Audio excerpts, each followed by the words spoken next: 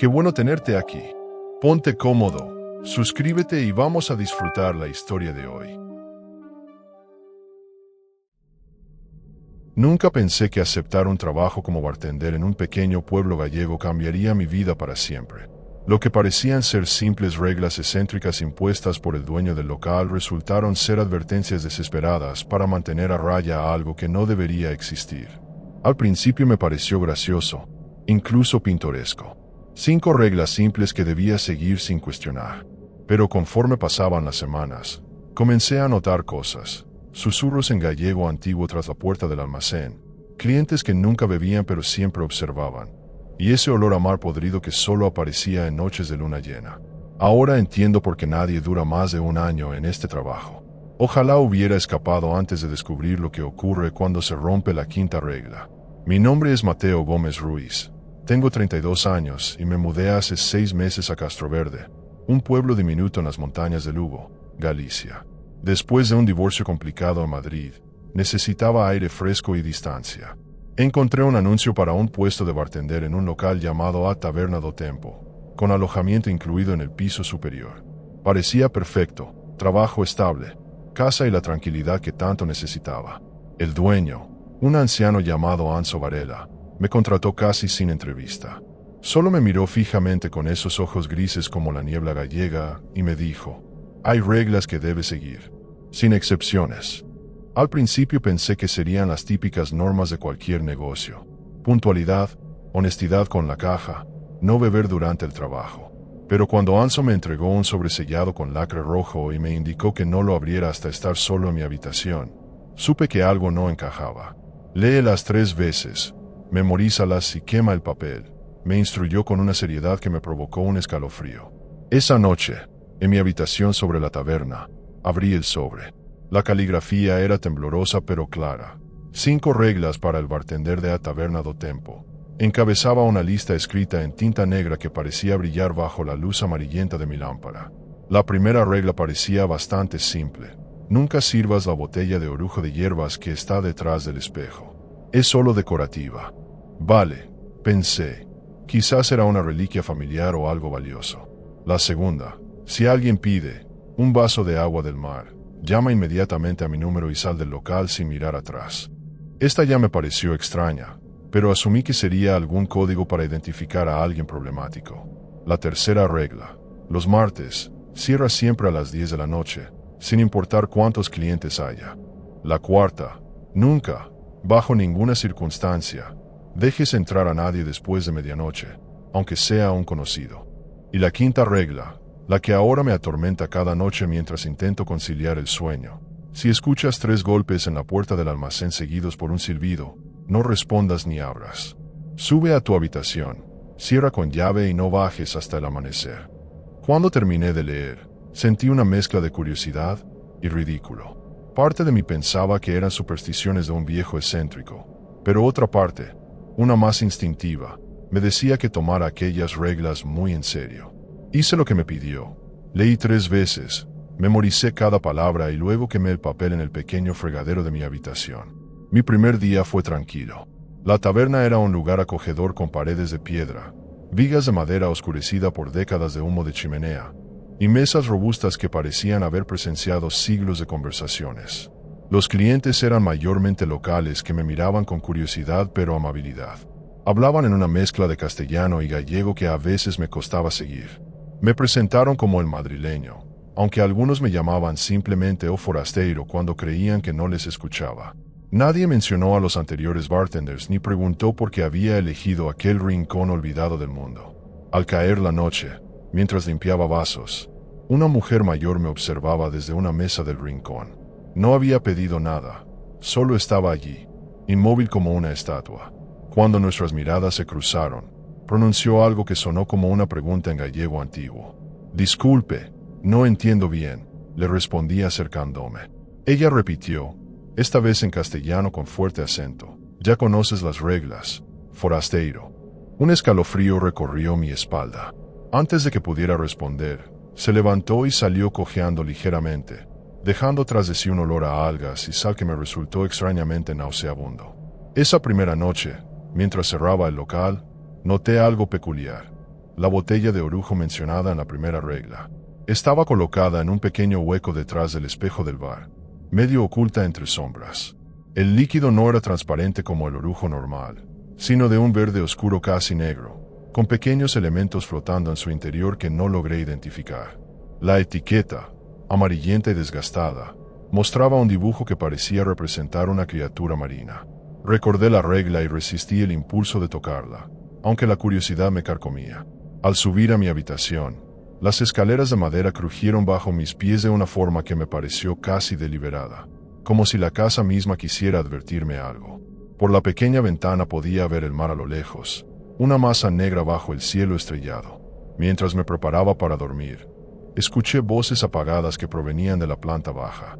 Imposible, pensé. Acabo de cerrar y no había nadie. Bajé silenciosamente las escaleras y revisé la taberna. Vacía, pero el olor a mar, a algas en descomposición, flotaba nuevamente en el aire. Y juraría que la botella de orujo detrás del espejo había cambiado ligeramente de posición. Pasaron las semanas y me fui acostumbrando a la rutina del pueblo y la taberna. Los martes cerraba puntualmente a las 10, como indicaba la tercera regla, aunque nunca me explicaron el porqué. Una noche, un grupo de pescadores quiso quedarse más tiempo. «Venga, chaval, que la noche es joven», insistieron.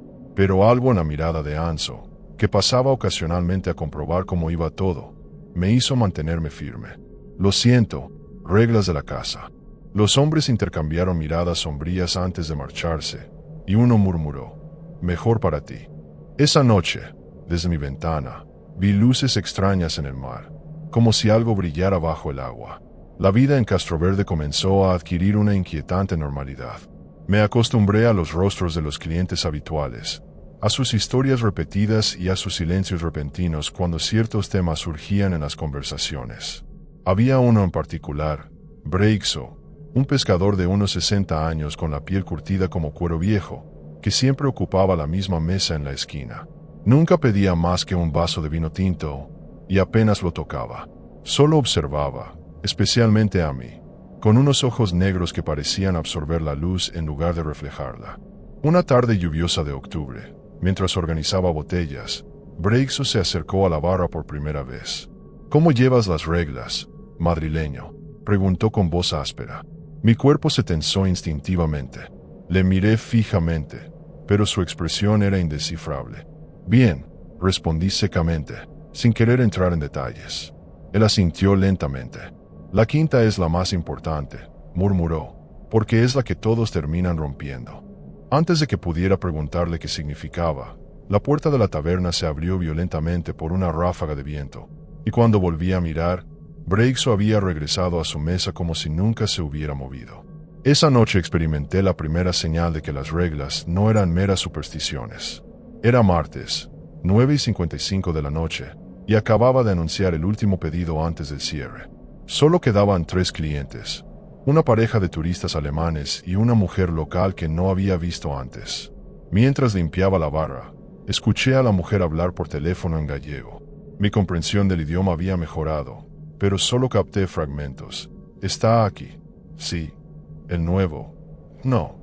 Aún no sabe». El reloj marcó las 10 de la noche, y siguiendo la tercera regla, pedí amablemente a todos que se marcharan. Los turistas se fueron sin problema, pero la mujer no se movió. 5 minutos más, pidió con una sonrisa que no llegó a sus ojos. «Lo siento, son las normas», insistí, mientras un sudor frío comenzaba a empapar mi camisa. Ella me miró fijamente y, por un segundo, sus pupilas parecieron expandirse hasta cubrir todo el ojo de negro. «¿Sabes por qué cierras a las 10 los martes?», preguntó con voz repentinamente más grave. Sin esperar respuesta, se levantó y caminó hacia la puerta con un movimiento demasiado fluido, casi como si flotara. Antes de salir, se giró. «No todas las reglas te protegen a ti, Mateo. Algunas nos protegen a nosotros de ti». Cerré con llave inmediatamente, con las manos temblorosas. El silencio que siguió fue absoluto, antinatural. Ni siquiera se oían los habituales crujidos del viejo edificio. Y entonces lo noté, el olor a mar, intenso como nunca antes, emanando del almacén al fondo del local. Mi instinto me gritaba que subiera directamente a mi habitación, pero la curiosidad fue más fuerte. Caminé lentamente hacia la puerta del almacén y percibí algo extraño. Un líquido oscuro se filtraba por debajo, formando un pequeño charco en el suelo de madera. No era vino derramado ni agua de lluvia. Era espeso, casi negro bajo la tenue luz, y olía intensamente a sal y podredumbre. Me agaché para examinarlo mejor, y justo cuando iba a tocarlo, escuché 3 golpes secos desde el interior del almacén. Me paralicé, recordando la 5ª regla. Los golpes se repitieron, ahora más fuertes, seguidos por un silbido agudo que no parecía humano. Era más como el sonido que podría hacer el viento al pasar por una caverna submarina. Retrocedí lentamente, sin apartar la vista de la puerta, que ahora parecía vibrar ligeramente. El charco de líquido oscuro comenzó a expandirse, trazando patrones que por un instante me parecieron símbolos o letras de un alfabeto desconocido. Subí las escaleras de 3 en 3, me encerré en mi habitación y pasé la noche en vela, escuchando. A veces creía oír voces conversando en un idioma incomprensible, otras veces solo un goteo constante, como agua cayendo desde gran altura. Cuando el amanecer finalmente llegó, bajé temblando, esperando encontrar un desastre. Pero el suelo frente al almacén estaba completamente seco, ni rastro del extraño líquido. La puerta del almacén, sin embargo, tenía ahora 3 arañazos paralelos a la altura donde debería estar el picaporte, como si algo hubiera intentado forzarla desde dentro. Esa mañana, decidí enfrentar a Anso. Lo encontré en el pequeño muelle del pueblo, contemplando el mar con expresión ausente. «Necesito saber qué está pasando», exigí. «¿Qué hay realmente en ese almacén? ¿Por qué todas esas reglas?» El viejo me miró con ojos cansados. «Llevas aquí casi 3 meses. Has durado más que los últimos 4 bartenders juntos». Hizo una pausa y señaló hacia el horizonte. «¿Ves esa isla pequeña, más allá de las rocas? Los antiguos la llamaban a Porta do Afogado, la puerta del ahogado. Hay cosas que viven en las profundidades, Mateo. Cosas antiguas. Y Castroverde tiene un acuerdo con ellas desde hace siglos». Sus palabras me helaron la sangre, pero antes de poder preguntar más, Anso cambió bruscamente de tema, como si hubiera dicho demasiado. Me dio unas palmadas en el hombro y me recordó que esa noche esperaban un grupo grande para celebrar una boda local. «No te preocupes por anoche. Los martes son especiales. Si sigues las reglas, estarás bien». Mientras caminábamos de vuelta al pueblo, noté algo perturbador. Las huellas que Anso dejaba en la arena húmeda no eran completamente humanas. Tenían una forma extraña, como si sus pies fueran más largos y estuvieran parcialmente palmeados. Fingí no darme cuenta y aceleré el paso, con 1000 preguntas danzando en mi mente. La celebración de la boda trajo una atmósfera casi normal a la taberna. El vino fluía, la gente reía y bailaba, y por unas horas olvidé los extraños sucesos. Hasta que ella entró. Una anciana vestida completamente de negro, que se movía con una agilidad impropia de su edad. Los locales la llamaban Ameiga la bruja. Se sentó en la barra y me pidió un orujo. Sin pensar, mi mano se dirigió hacia la parte trasera del espejo, donde estaba la botella prohibida. Algo en su mirada me empujaba a hacerlo, como si una voluntad ajena controlara mis movimientos. Justo cuando mis dedos rozaron el vidrio verde oscuro, sentí una mano firme sobre mi hombro. Era Breixo, que había aparecido de la nada. «Esa no», dijo simplemente, con una mirada de advertencia. La anciana sonrió, mostrando dientes demasiado blancos y perfectos. «Solo quería ver si el chico conoce las reglas», comentó con una voz melodiosa que contrastaba con su apariencia. «Parece que sí. Por ahora». Se levantó y, antes de mezclarse con el gentío, me susurró. «Pero todos las rompen eventualmente, forasteiro. Es solo cuestión de tiempo». Esa noche, mientras limpiaba después de cerrar, encontré algo inquietante bajo la mesa donde había estado sentada. Una pequeña figura tallada en madera, representando a un hombre ahogándose. Y lo peor no era la expresión de terror perfectamente capturada en su rostro diminuto, sino que sus rasgos eran idénticos a los míos. Diciembre llegó a Castroverde con un frío cortante y nieblas densas que envolvían el pueblo como un sudario. Las noches se alargaban y el mar rugía furioso contra los acantilados cercanos. Mi relación con los habitantes había mejorado. Ya no era completamente forasteiro, aunque seguía sintiendo que me ocultaban algo crucial. La taberna se llenaba más temprano por las tardes, y noté que casi todos los locales se aseguraban de estar en sus casas antes de la medianoche. Nadie quería estar fuera cuando la oscuridad era más profunda. Una tarde encontré un pequeño libro encuadernado en cuero envejecido mientras limpiaba el desván de la taberna. Estaba escrito a mano en gallego antiguo, con dibujos intercalados que mostraban extrañas criaturas marinas y símbolos que me resultaban vagamente familiares. Entre el polvo y las telarañas, pasé horas intentando descifrar aquel texto. Hablaba de un pacto antiguo entre los habitantes de Castroverde y lo que llamaban os moradores do abismo, los moradores del abismo. Según el manuscrito, estos seres permitían a los pescadores obtener capturas abundantes y protegían al pueblo de tempestades a cambio de ofrendas regulares y el cumplimiento de ciertos rituales. El libro mencionaba específicamente 5 reglas que debían seguirse en el lugar de encuentro. Con escalofríos, comprendí que se refería a la taberna. Cada regla tenía un propósito. La primera impedía que los moradores tuvieran acceso a cierto tipo de alcohol que aparentemente les otorgaba forma humana completa. La segunda evitaba invocar inadvertidamente a uno de sus líderes. La tercera garantizaba que los martes por la noche el lugar estuviera vacío para cierta ceremonia. La cuarta prevenía que seres transformados parcialmente pudieran entrar después de perder su capacidad de mantener apariencia humana a medianoche. Y la quinta regla, la que más me inquietaba, hablaba de un portal. El almacén, según el libro, no era realmente un almacén. Era una entrada, un punto de conexión entre nuestro mundo y las profundidades donde habitaban aquellos seres. Los golpes y el silbido eran una señal. 3 de ellos querían subir, manifestarse en nuestro mundo. Si alguien abría, no solo les permitía entrar, sino que sellaba un contrato involuntario, ofreciéndose como intermediario. O guardián de la puerta, el guardián de la puerta era como llamaban al bartender. Un título que ahora entendía con horror que me pertenecía. Estaba tan absorto en mi lectura que no noté la presencia de alguien más hasta que una sombra cayó sobre las páginas amarillentas. Alcé la vista sobresaltado y me encontré con Anso, cuyo rostro mostraba una mezcla de resignación y pena. «Veo que has encontrado el diario de mi bisabuelo», dijo sentándose pesadamente a mi lado. «Supongo que ya era hora de que supieras la verdad completa». Su voz sonaba extraña, como si hablara a través de agua. En la penumbra del desván, sus ojos reflejaban la luz de una manera anormal, casi fosforescente. Durante las siguientes 2 horas, Anso me reveló la verdadera historia de Castroverde y mi papel en ella. El pueblo existía desde tiempos inmemoriales junto a una de las fosas más profundas del Océano Atlántico. Los primeros pobladores habían descubierto que algo habitaba esas profundidades, algo antiguo y poderoso que podía controlar las mareas y las tormentas. Desesperados por sobrevivir en aquella costa inhóspita, habían establecido un pacto. Los pescadores podrían obtener capturas abundantes y el pueblo estaría protegido a cambio de permitir que aquellos seres experimentaran ocasionalmente el mundo terrestre a través de un intermediario humano.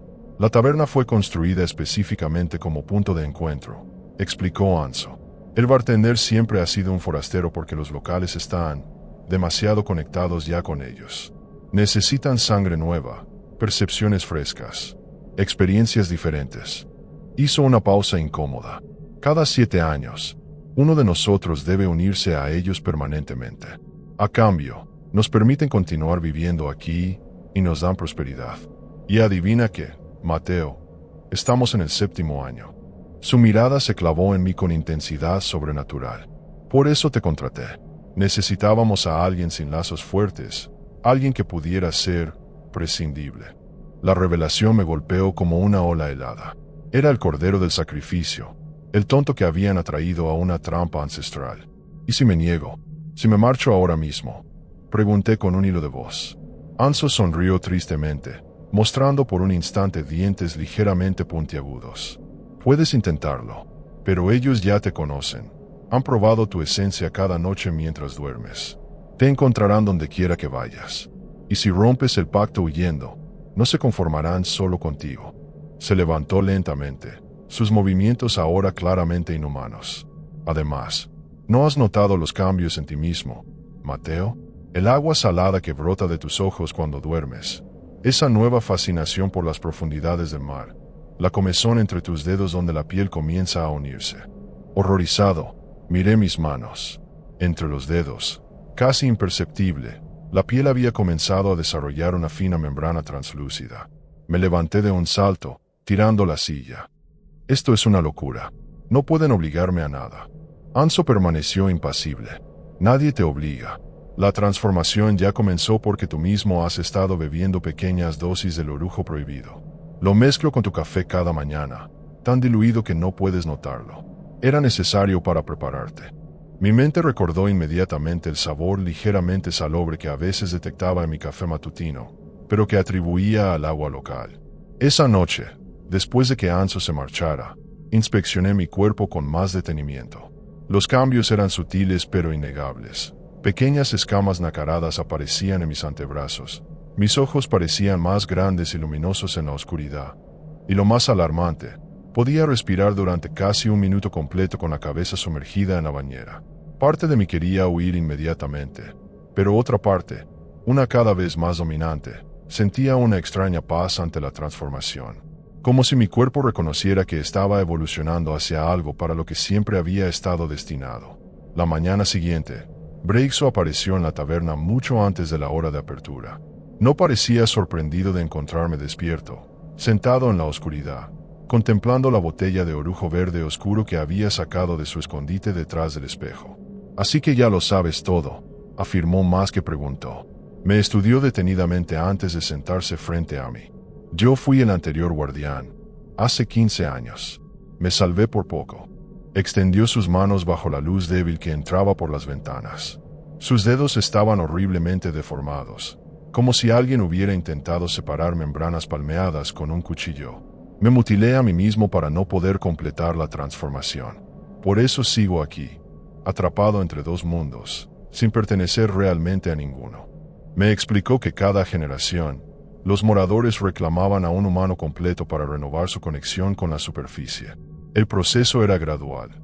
Primero la fascinación por el mar, luego los cambios físicos, y finalmente, la compulsión de abrir la puerta del almacén durante una noche de luna llena. Cuando eso ocurre, el guardián se convierte en uno de ellos completamente. Baja a las profundidades y no regresa jamás como humano. Sus ojos se llenaron de lágrimas saladas que dejaban rastros blanquecinos en sus mejillas. Pero hay algo que no te han dicho, algo que descubrí demasiado tarde. No tienes que ser tú. Puedes ofrecer a otro en tu lugar, alguien que abra voluntariamente la puerta. La idea me repugnó instantáneamente. ¿Engañar a alguien para que tome mi lugar? Jamás haría algo así. Braixo rió amargamente. Eso mismo dije yo al principio. Pero cuando la transformación avanza, tus pensamientos cambian. Te vuelves más como ellos. Y ellos no comprenden nuestra moral. Se inclinó hacia mí. Su aliento olía intensamente a mar. La próxima luna llena es en 3 días, Mateo. Si para entonces no has encontrado un sustituto, serás tú quien cruce el umbral. Y créeme, una vez que estás allí abajo. Se estremeció visiblemente. Hay cosas peores que la muerte esperando en esas profundidades. Los 3 días siguientes transcurrieron en un torbellino de paranoia y transformación acelerada. Cada mañana descubría nuevos cambios en mi cuerpo. Las membranas entre mis dedos se hacían más evidentes. Pequeñas protuberancias que parecían el inicio de branquias aparecieron a los lados de mi cuello, y mi visión se había adaptado para ver perfectamente en la penumbra. Lo más perturbador era que estos cambios no me aterrorizaban tanto como deberían. Una parte creciente de mí los encontraba fascinantes, incluso deseables. Durante el día atendía a la taberna como si nada ocurriera, ocultando mis manos con guantes que justificaba por el frío invernal. Por las noches, me descubría a mí mismo caminando sonámbulo hacia la costa, despertando con los pies sumergidos en el agua helada del Atlántico, y una inexplicable sensación de añoranza. El mar me llamaba cada vez con más fuerza, susurrando promesas de libertad en un lenguaje que ahora comenzaba a entender instintivamente. En sueños visitaba ciudades sumergidas con arquitecturas imposibles y geometrías que desafiaban la física terrestre. La víspera de la luna llena, mientras servía bebidas a los pocos clientes que desafiaban el temporal que azotaba el pueblo, entró en la taberna una mujer que no había visto antes. Era joven, quizás unos 25 años, con el pelo negro como la tinta y una piel tan pálida que parecía translúcida. Se presentó como Elena, una bióloga marina que investigaba patrones migratorios inusuales detectados recientemente en la costa gallega. Había algo en ella, una inocente curiosidad científica, que despertó en mí un instinto depredador que no sabía que poseía. Dicen en el pueblo que este lugar es especial, comentó mientras le servía un vino tinto, que tiene algún tipo de conexión con el mar que estudio. Sus ojos brillaban con entusiasmo académico. ¿Sabes algo sobre viejas leyendas locales? Rituales relacionados con el océano. Cada palabra suya era como un anzuelo que tiraba de la idea que Breixo había plantado en mi mente. Encontrar un sustituto. Alguien que abriera voluntariamente la puerta. Alguien como ella. Una forastera cuya desaparición no levantaría tantas sospechas como la de un local. La culpa me carcomía, pero el instinto de supervivencia era más fuerte. Conozco algunas historias, respondí controlando el temblor en mi voz. De hecho, tengo un viejo libro con leyendas locales en mi habitación. Si te interesa. Dejé la frase en el aire, tentándola. Elena aceptó entusiasmada, sin sospechar que estaba iniciando una conversación con quien planeaba su perdición.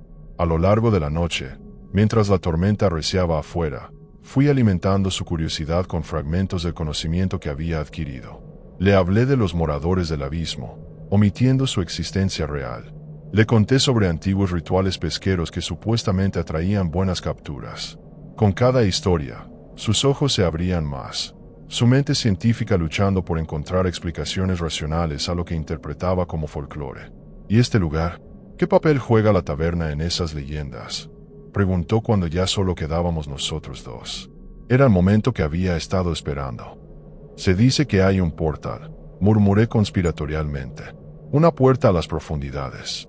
Los antiguos creían que ciertas noches, especialmente durante la luna llena, la barrera entre nuestro mundo y el marítimo se debilitaba.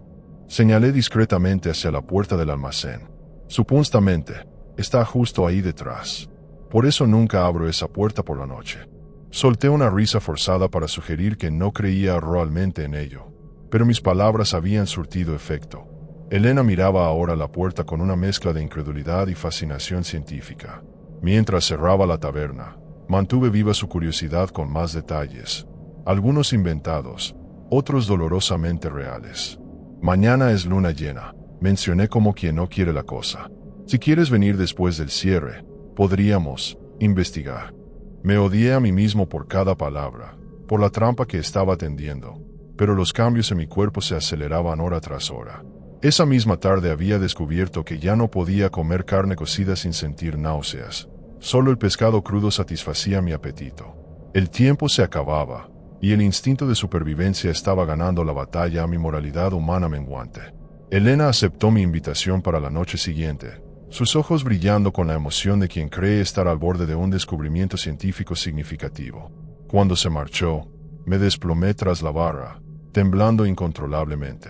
La puerta del almacén parecía pulsar en los límites de mi visión, como si estuviera viva y consciente de mis planes. Y tal vez lo estaba. Esa noche no pude dormir. Pasé horas mirando mis manos cada vez menos humanas, escuchando el rugido del mar que ahora sonaba como voces llamándome por mi nombre. Voces que prometían aceptación, pertenencia y conocimientos prohibidos y cumplía con mi destino. La mañana de la luna llena me trajo otra sorpresa inquietante. El reflejo en mi espejo mostraba a alguien que apenas reconocía.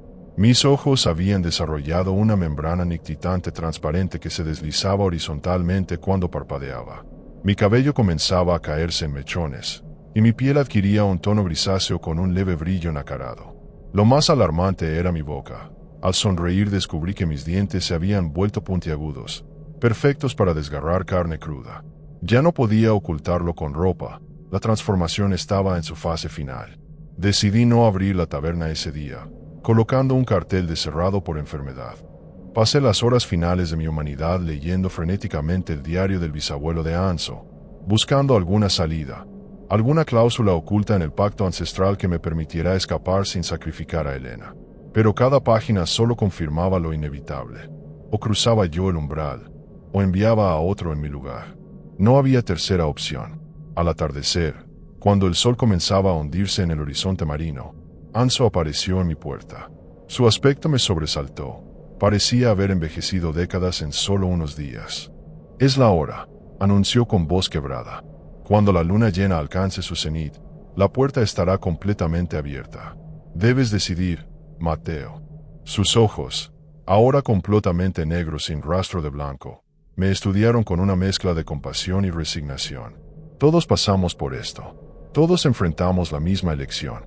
Me entregó una pequeña caja de madera tallada con símbolos marinos. Dentro había un cuchillo ceremonial de hueso blanquecino, con inscripciones que parecían ondular como si estuvieran vivas. Para el sacrificio voluntario, explicó. Si decides no ser tú, quien abra la puerta debe hacerlo sosteniendo esto. ¿Y si me niego a elegir? Pregunté, aunque ya sabía la respuesta. Anso sonrió tristemente. Entonces ellos elegirán por ti, y no se limitarán a una sola persona. Sus palabras confirmaron mi temor. Si no cumplía con el pacto, todo Castroverde pagaría el precio. Has sido un buen guardián, Mateo, añadió mientras se dirigía hacia la puerta. Mejor que muchos anteriores. Pase lo que pase esta noche, has cumplido con tu deber. Antes de marcharse, añadió, a veces, el sacrificio propio es la única elección verdaderamente humana que nos queda cuando todo lo demás se ha perdido. Sus palabras resonaron en mí durante horas mientras esperaba a Elena. La culpa y el miedo libraban su batalla final en mi interior. Cuando finalmente llegó, puntual como había prometido, su entusiasmo científico contrastaba dolorosamente con el sombrío destino que había planeado para ella. No puedo creer que vayamos a hacer esto, exclamó mientras entraba en la taberna a oscuras. He estado investigando todo el día. Las leyendas sobre puertas submarinas existen en muchas culturas costeras, pero nunca había encontrado un lugar donde la tradición oral fuera tan consistente a lo largo de los siglos. La observé moverse por la taberna, tan llena de vida y curiosidad, completamente ajena al peligro. El cuchillo ceremonial pesaba en mi bolsillo como una sentencia. Mi plan era simple y terrible. Le mostraría la puerta, alimentaría su curiosidad científica hasta que ella misma quisiera abrirla, y entonces le entregaría el cuchillo con alguna excusa sobre tradiciones locales. Un sacrificio voluntario por ignorancia. La idea me enfermaba, pero mi humanidad menguante se aferraba desesperadamente a la supervivencia a cualquier precio. Y bien, ¿dónde está esa famosa puerta a las profundidades?, preguntó Elena con una sonrisa expectante. Las membranas entre mis dedos pulsaban dolorosamente, ansiosas por completar su desarrollo. Mi garganta ardía por la transformación interna que preparaba mis pulmones para respirar agua. Fuera, la luna llena iluminaba el mar con una luz plateada hipnótica. Era ahora o nunca. Conduje a Elena hacia la puerta del almacén, donde ya podía escucharse el familiar goteo de agua salada. Está aquí, murmuré, mi voz apenas reconocible. Pero antes de abrirla, hay algo que debes saber. La expresión de Elena cambió al instante cuando notó las alteraciones en mi rostro bajo la luz vacilante de la taberna. Dio un paso atrás instintivamente, su entusiasmo científico transformándose en alarma.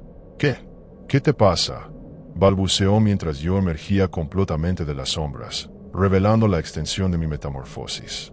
Ya no podía ni quería ocultarla. En un extraño momento de claridad, comprendí que había llegado al punto de inflexión, la última encrucijada donde aún quedaba algo de mi humanidad original para tomar una decisión moral. Todo lo que te conté es real, confesé con mi voz ahora rasposa y burbujeante. Los moradores del abismo existen. El pacto es real. Y esta noche alguien debe cruzar la puerta. Sus ojos se abrieron con terror mientras procesaba mis palabras y observaba las membranas entre mis dedos, las protuberancias branquiales en mi cuello, mis dientes afilados. Retrocedió hasta chocar con una mesa. «Estás demente», susurró, buscando frenéticamente la salida con la mirada. Pero parte de ella, la científica, la observadora, no podía apartar la vista de mi transformación. Era la prueba viviente de algo que desafiaba todo su entendimiento del mundo natural. «Te traje aquí para que fueras tú», admití, sintiendo que la honestidad era lo último verdaderamente humano que podía ofrecer. «Pensé en engañarte, en hacerte abrir esa puerta sin saber lo que significaba». Saqué lentamente el cuchillo ceremonial de mi bolsillo. Su hueso blanquecino parecía brillar con luz propia bajo la luna que se filtraba por las ventanas.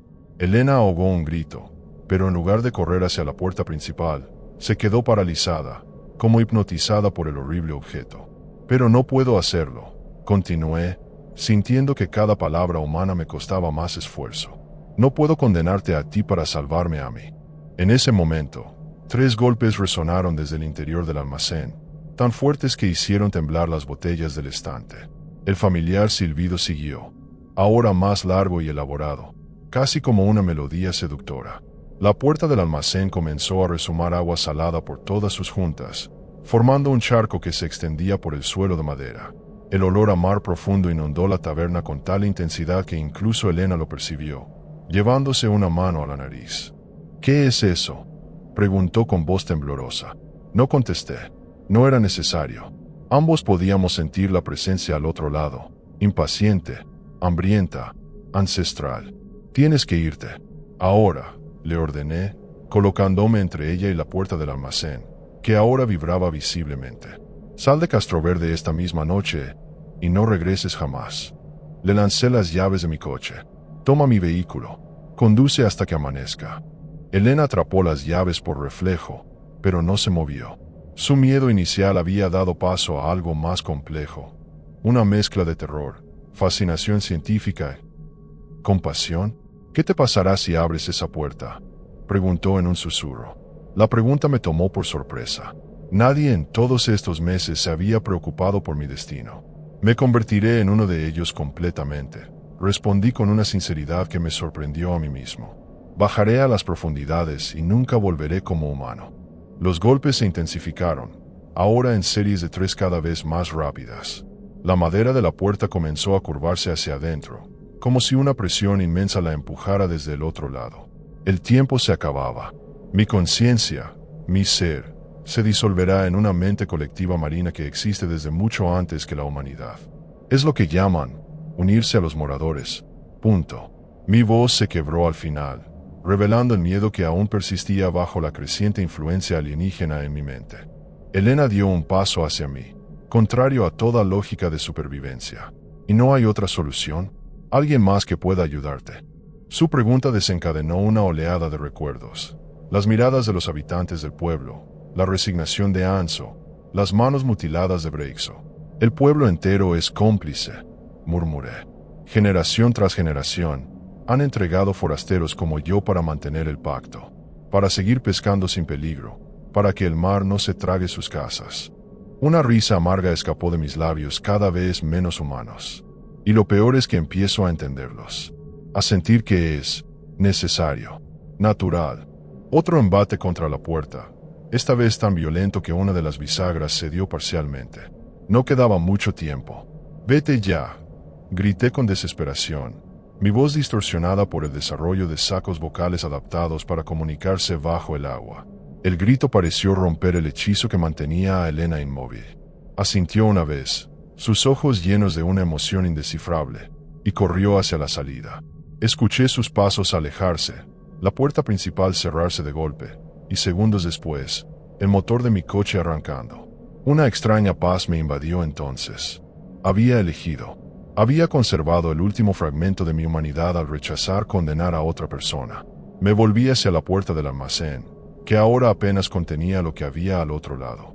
A través de las grietas podía ver movimiento, tentáculos pálidos y translúcidos que buscaban ensanchar las aberturas. El cuchillo ceremonial pulsaba en mi mano, casi vivo.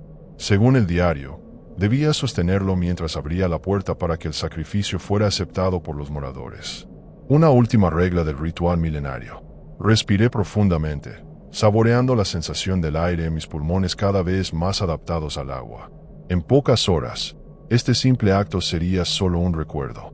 «Soy Mateo Gómez Ruiz», pronuncié las palabras rituales que había leído en el diario, «y vengo voluntariamente a unirme a los moradores del abismo». El cuchillo brilló intensamente al reconocer las palabras del pacto. Di un paso hacia la puerta temblorosa, preparándome para girar el picaporte, cuando un estruendo me detuvo. La puerta principal de la taberna se abrió violentamente y Elena reapareció, jadeando, con una expresión de determinación feroz en su rostro. «Espera», gritó, «hay otra manera». Antes de que pudiera reaccionar, Elena corrió hacia mí y me arrebató el cuchillo ceremonial de las manos. «Leí sobre esto», explicó atropelladamente. «En mis investigaciones, los rituales de sacrificio suelen tener cláusulas de anulación. Siempre hay una salida, una forma de romper el ciclo». Sus ojos brillaban con la intensidad del conocimiento académico aplicado a una situación desesperada. La miré atónito mientras ella examinaba rápidamente el cuchillo, estudiando las inscripciones ondulantes. El pacto no puede ser roto, intenté explicarle. El pueblo entero pagaría el precio. No hablo de romper el pacto, sino de renegociarlo, respondió Elena con una seguridad que me desconcertó. En ese momento, la puerta del almacén cedió parcialmente, abriéndose unos centímetros. Una niebla salada y fosforescente comenzó a filtrarse, flotando por el suelo de la taberna. Con ella llegaron susurros en un lenguaje que ahora podía entender parcialmente. Promesas de poder, de conocimiento, de libertad en las profundidades inexploradas. Llamadas hipnóticas que tiraban de mí, debilitando mi resolución. «No hay tiempo para esto», exclamé, sintiendo que mi voluntad flaqueaba. «Tienes que irte». Pero Elena no se movió. En lugar de eso, sostuvo el cuchillo en alto y, para mi horror, se hizo un corte en la palma de la mano. «Sangre por sangre», pronunció con voz clara. «Un vínculo parcial por uno completo». El suelo bajo nuestros pies tembló. La niebla fosforescente pareció retroceder momentáneamente, como sorprendida. «¿Qué estás haciendo?», pregunté alarmado. Elena presionó su mano sangrante contra la puerta semiabierta del almacén. «Ofreciéndoles una alternativa», respondió con una calma sobrenatural. «Un lazo científico, conocimiento por conocimiento, estudio en lugar de posesión». Lo que sucedió a continuación desafía toda descripción lógica. La niebla fosforescente envolvió a Elena, estudiándola, probándola de alguna manera. Vi cómo sus ojos se ponían momentáneamente en blanco mientras algo antiguo y ajeno a nuestra comprensión establecía contacto con su mente. Quise intervenir, protegerla, pero mi cuerpo no respondía. Estaba paralizado, atrapado entre dos mundos, observando cómo se reescribía el pacto ancestral ante mis ojos. El tiempo pareció detenerse, la realidad se dobló sobre sí misma, y por un instante eterno, pude percibir la verdadera forma de los moradores, seres de luz líquida y pensamiento colectivo, antiguos como el océano mismo. Cuando la niebla retrocedió finalmente, Elena seguía de pie, pálida pero consciente. La puerta del almacén se había cerrado completamente, sin rastro de los daños anteriores. El silencio que siguió tenía una cualidad diferente, expectante más que amenazadora. ¿Qué has hecho?», logré articular, notando con asombro que las membranas entre mis dedos habían comenzado a retraerse. Elena sonrió débilmente, agotada por una experiencia que apenas podía procesar. «Les ofrecí un nuevo trato», explicó con voz temblorosa. «Estudio por estudio. Yo los investigaré a ellos, documentaré su existencia desde una perspectiva científica, y a cambio, ellos estudiarán a los humanos a través de mí, sin necesidad de transformaciones completas». «Eso es imposible», murmuré, aunque las evidencias de mi cuerpo en retroceso contradecían mis palabras. Los cambios físicos se estaban revirtiendo lentamente. Las branquias incipientes se reabsorbían, mis dientes recuperaban su forma original. Ningún humano ha negociado con ellos antes. Elena se encogió de hombros, un gesto sorprendentemente mundano después de lo que acabábamos de presenciar. Nadie lo había intentado. Todos aceptaron las reglas como absolutas. Pero ningún sistema es inmutable, Mateo. Todo puede adaptarse, evolucionar, incluso un pacto milenario. Durante los días siguientes, fui testigo de un cambio sin precedentes en Castro Verde. Elena estableció un pequeño laboratorio en una cabaña abandonada junto al muelle. Una vez por semana, bajaba hasta una cueva submarina durante la marea baja, llevando equipos de investigación y regresando con datos incomprensibles para cualquiera excepto ella. No se transformaba físicamente como yo había empezado a hacerlo, pero a veces su mirada contenía profundidades oceánicas que revelaban el contacto continuo con algo no humano. El pueblo observaba con una mezcla de temor y esperanza. El pacto había cambiado, pero no se había roto. Yo permanecí como bartender en la taberna, ahora plenamente humano otra vez. Las 5 reglas seguían vigentes, pero con un propósito diferente. Ya no eran para mantenerme aislado como sacrificio, sino para preservar el frágil equilibrio del nuevo acuerdo. Anso me explicó que los moradores habían aceptado el trato de Elena porque representaba algo que nunca habían experimentado en milenios de existencia: curiosidad científica humana, la voluntad de conocer sin dominar. Un enfoque que, aparentemente, les resultaba tan fascinante como ajeno. Algunas noches, cuando la taberna está vacía y la luna ilumina el mar, aún escucho los 3 golpes seguidos del silbido desde el almacén. Ya no me aterran. Son un recordatorio, Una comunicación. A veces abro un poco la puerta y dejo un cuaderno con preguntas que Elena me ha dado. Por la mañana, encuentro respuestas escritas con una caligrafía fluida que parece moverse en la página, conocimientos de las profundidades que ningún ser humano había obtenido jamás. Un intercambio de sabiduría en lugar de vidas. Sigo siendo bartender en un pueblo remoto de Galicia. Sigo 5 reglas muy extrañas. Pero ahora entiendo que las reglas nunca fueron el problema. Era nuestra forma de interpretarlas, nuestra aceptación pasiva de lo que creíamos inevitable. Elena me enseñó que incluso los pactos más antiguos pueden renegociarse cuando tienes el valor de ofrecer una alternativa, de ver más allá del ciclo interminable de sacrificio. Y mientras sirvo bebidas a los pescadores que ahora me tratan como uno más, que comparten conmigo sus historias y secretos, comprendo que la verdadera transformación no fue física, sino de perspectiva. A veces, en las noches más oscuras, miro mis manos completamente humanas y siento un extraño anhelo por las profundidades que casi llegué a conocer. Parte de mí siempre se preguntará cómo habría sido sumergirme en aquella conciencia colectiva marina. Pero luego veo a Elena regresar de sus expediciones, con los ojos brillantes de descubrimientos y el cuaderno lleno de conocimientos prohibidos, y sé que hemos encontrado un equilibrio mejor. Uno que respeta tanto nuestra humanidad como lo ancestral que habita bajo las olas. Y si a veces, cuando nado solo en calas apartadas, mis pies parecen moverse con una gracia más propia de aletas que de extremidades humanas, bueno, algunos secretos merecen ser guardados, incluso en este nuevo tiempo de entendimiento. Después de todo, soy bartender en un pueblo remoto de Galicia. Y aquí, las viejas costumbres nunca mueren del todo.